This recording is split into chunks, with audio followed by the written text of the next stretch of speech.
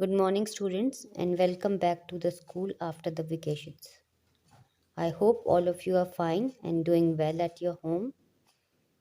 Now, from today onwards, we will start our classes online. As you all know, I'm your EVS teacher.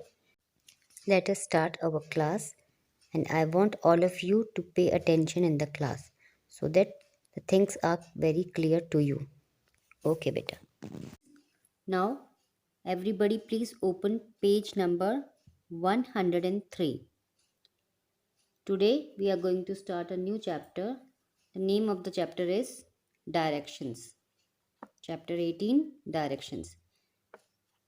Everybody will write down the date 17/1/2022. Now what is directions? Directions क्या होता है? Directions का मतलब होता है बेटा दिशाएं. Now you will ask why do you need to study directions?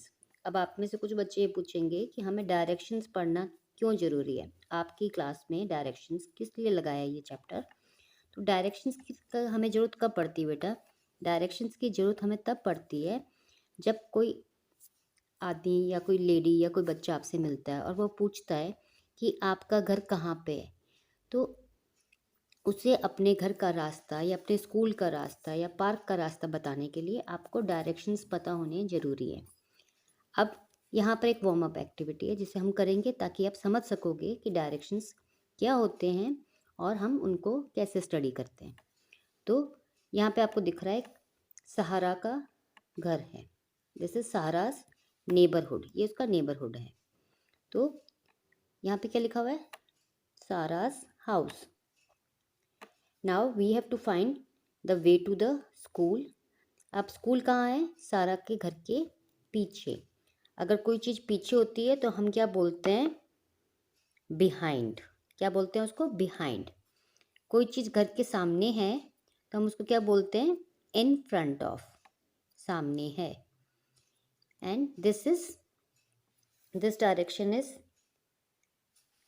Left and this direction is right. ठीक है. आप अपने कौन से हैंड से लिखते हो? राइट हैंड से लिखते हो. सो this is right and this is left. Park is at the left and the fruit shop is at the right side of the house. अब इसी से रिलेटेड कुछ क्वेश्चंस हमें नीचे दिए गए हैं जिनको हम कंप्लीट करेंगे. The first question is there is a big banyan tree. कहाँ है? In front of. So we will write in front of Sara's house. There is a big banyan tree in front of Sara's house. The second one is her school is dash her house. तो उसका school कहाँ है? Behind. पीछे है ना. आपने देखा था पिक्चर में ऊपर. तो her school is behind her house. Third one is the park is to the left. हमने अभी देखा था पार्क कहाँ है? लेफ्ट में. So we will write left of her house. Park का डायरेक्शन क्या है? Left. The fruit shop is to the right of her house. जो फ्रूट शॉप है वो कहाँ पर है? राइट हैंड साइड पे है of her house. So this is the way we describe a particular map. या कोई भी मैप हमें दिया होता है तो अगर हमें डायरेक्शंस बताने हैं तो हम कैसे बताते हैं? इन front of, behind, right and left directions. अब इनको हम और भी डिटेल में पढ़ेंगे हमारे नेक्स्ट पेज पे. So everybody please open the next page. Directions are words that help us find our way. Direction क्या words हैं? वो words हैं जिनकी help से हम अपना रास्ता ढूंढते हैं. We use the term right, left, behind, in front of, forward, backward, up and down to indicate directions. इसका मतलब हुआ हम कौन कौन से वर्ड्स को यूज़ करते हैं डायरेक्शंस के बारे में समझाने के लिए. Right, left, behind, in front of, forward मतलब आगे, बैकवर्ड मतलब पीछे, अप मतलब ऊपर एंड डाउन मतलब नीचे. To indicate directions. इन सब वर्ड से हम क्या बताते हैं? डिफरेंट डायरेक्शंस के बारे में बताते हैं. These are called relative directions, इनको हम क्या बोलते हैं? इनको हम बोलते हैं relative directions. If you tell someone to go left and he is standing facing you, अगर आप किसी को बोलते हो कि आप लेफ्ट में चले जाओ, अगर वो आपके सामने खड़ा है वो बच्चा और आप उसको बोलते हो आप लेफ्ट में चले जाओ, आपको आपका शॉप मिल जाएगी या आपको पार्क दिखाई देगा, आप यहाँ से लेफ्ट चले जाओ, तो क्या होता है? If you tell someone to go left and he is standing facing you, और अगर वो आपके सामने खड़ा है, his left will just be the opposite of your left, जो उसका लेफ्ट है वो आपके लेफ्ट से अपोजिट होएगा। कैसे होएगा? अब इस पिक्चर में समझो। दिस इज राइट हैंड, हम अपने राइट हैंड से काम करते हैं। अगर ये बच्चा यहाँ खड़ा है तो इसका राइट हैंड ये है और लेफ्ट हैंड कौन सा? ये वाला side. So that is left. इसका लेफ्ट कौन सा हो गया? वो हो गया। पर यही बच्चा अगर टर्न करके खड़ा हो जाता है आपके सामने, तो इसका राइट हैंड उधर वाला है और लेफ्ट हैंड इधर वाला है।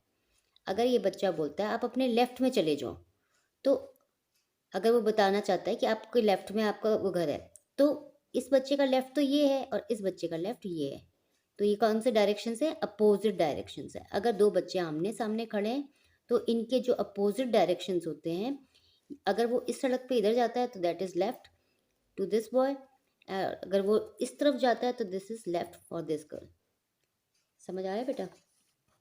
It will be the same with the other directions like right, behind and front as well. अगर वो बोलता है यहाँ से राइट में चले जाओ, तो इसका राइट कौन सा होएगा? अगर वो बोलता है बिहाइंड, तो इसका बिहाइंड तो ये है पीछे वाला, इसका बिहाइंड कौन सा होएगा? इसका पीछे वाला हो जाएगा। अगर वो बोलता है इन फ्रंट ऑफ, तो इसका इन फ्रंट ऑफ कौन सा है बच्चे का? ये वाला डायरेक्शन है। तो सारे डायरेक्शंस उल्टे हो जाते हैं।